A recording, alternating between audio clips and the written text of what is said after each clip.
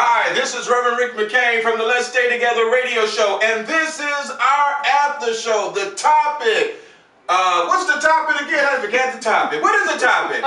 Addictions. Help me. My addiction is destroying my relationship. I'm getting old, everybody. Here we've got our guests here for the after show, and we're talking about addictions and things. So I want to go around to the guests again to talk about some things that we didn't. So I noticed that we talked about addictions, but we never did talk about the person who is a part of the addiction that's not an addicted person, a person in the relationship. What can we say to that person? I'm going to start with you first. What can we say to that person that I have a person who's addicted, but I'm not addicted, but that addiction is hurting me in the relationship? Say something to them about that.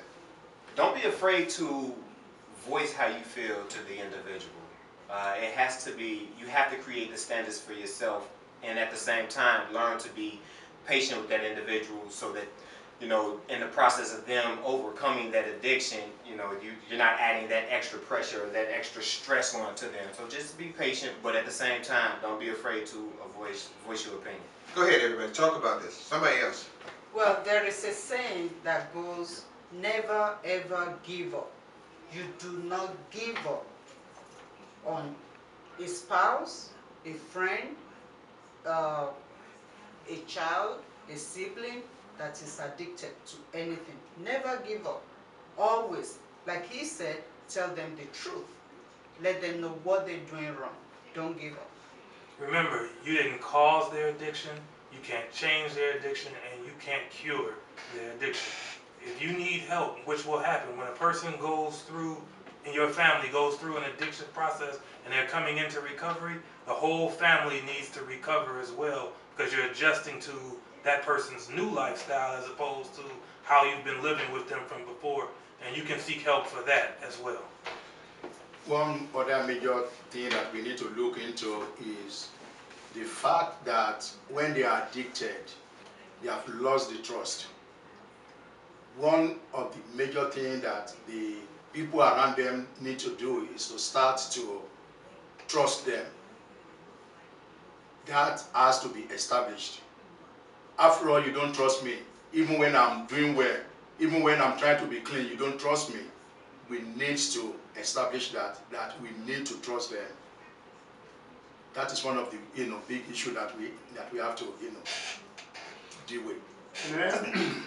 It has to be a situation where you have to make up your mind that you really want to be there.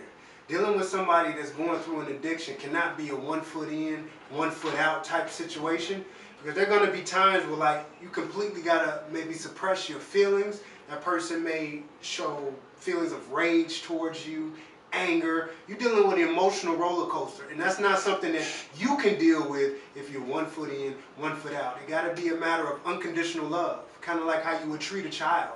When your child does something to you, they bring home bad grades, they're not gone.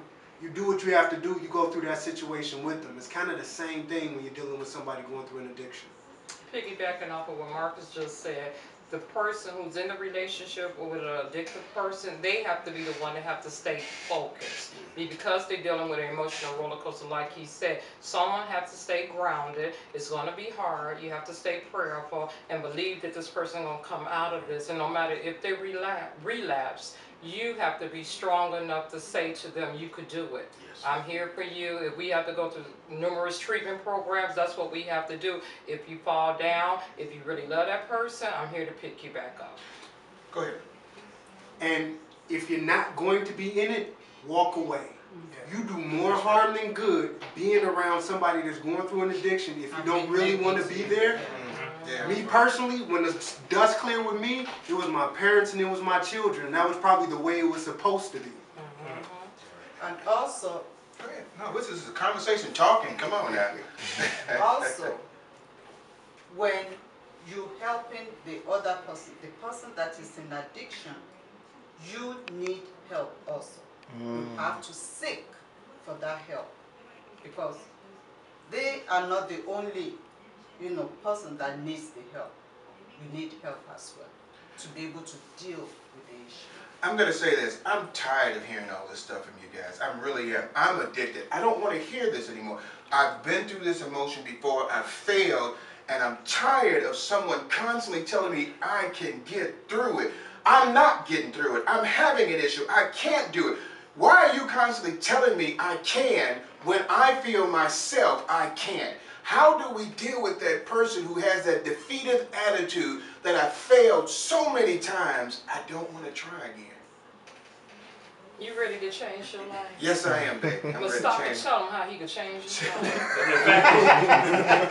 Yeah, you do it, Mustafa. You got it. The fact that we're having this conversation says that you're not truly done. Right. The fact that you even talking to us and we're going through this whole thing says, you know what, there's still a glimmer of hope even within you. It may be my responsibility to help you find where that hope is, and I will do that for you if you're willing to sit just for a minute. What they say, don't leave before the miracle happens. Hey, All right. Oh. You know, the funny thing, and I'm going to take it biblical, when you're reading the Bible, it's like reading the same thing over and over and over and over again so that it's instilled in you.